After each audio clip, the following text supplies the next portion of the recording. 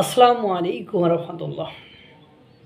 দেশের প্রকৃত চিত্র বুঝতে দেশের মানুষের আচরণ বুঝলেই যথেষ্ট। একটা মানুষের আচরণ কি, একটা দেশের সাধারণ জনগণ কিভাবে জীবনযাপন করছে, একটা দেশের সাধারণ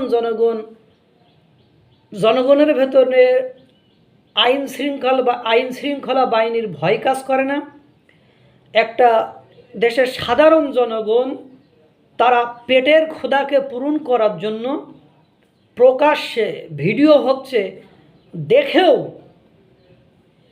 জিনিসপত্র চুরি করে, তখন বুঝতে হবে এই দেশের জনগণের কাছে আইন শৃঙ্খলা বাহিনী, আইন বিচার এগুলো সে পেটের ক্ষুধাটা বেশি চাপ দিয়ে ফেলছে। পেটের ক্ষুধাটা অতিমাত্রায় তাদেরকে আকৃষ্ট করে ফেলেছে। পেটের ক্ষুধা তাদের এমনভাবে ধরে ফেলেছে যে তাদের বিকল্প আর কোনো পথ নেই। ডু আর ডাই সিচুয়েশনে হয় খাবার ছিনিয়ে নিয়ে আসো, নইলে না খেয়ে থাকতে হবে। এরকম একটা অবস্থায় গেলেই তো মানুষ চুরি করে, বাটপারি করে, ছিনতাই করে। গাইবান্ধার ফুলছড়িতে আপনারা জানেন ঈদ উপলক্ষে ভিজিএফের চাল দেওয়া হয়।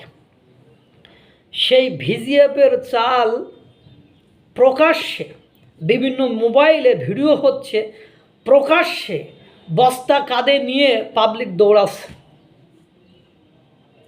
সেটা বাধা দিতে যে উক্ত ইউনিয়ন পরিষদের সচিব আহত হয়েছে।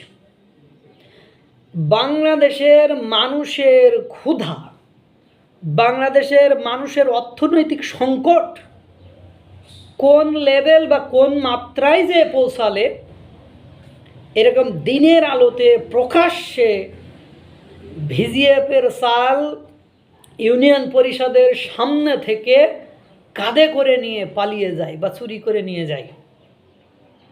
দেশের জনগণের আর কিছু দেখার বাকি আছে।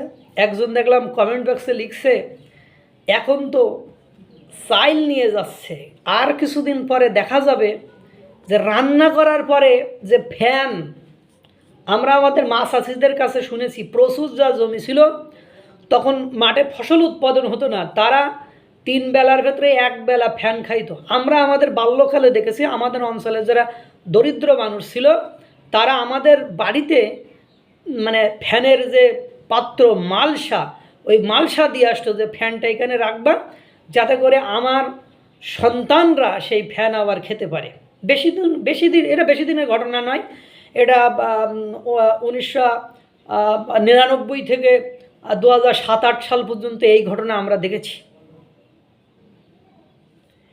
ঠিক এই ঘটনারই পুনরাবৃত্তির আওয়াজ আমি দেখতে পাচ্ছি। কারণ এখন যদি তারা ভিজিএফের চাল এইভাবে ছিনতাই করে নিয়ে যায়,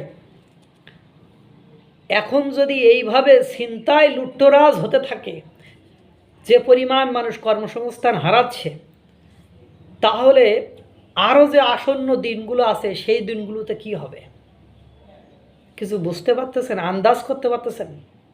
আল্লাহ তাআলা আমাদেরকে এই ধরনের আসন্ন বিপদ থেকে রক্ষা করুক, সঠিক সুন্দর পথে চলার তৌফিক দান করুক, সকলকে ভালো রাখুক, সুস্থ রাখুক। আসসালামু আলাইকুম রহমতুল্লাহ।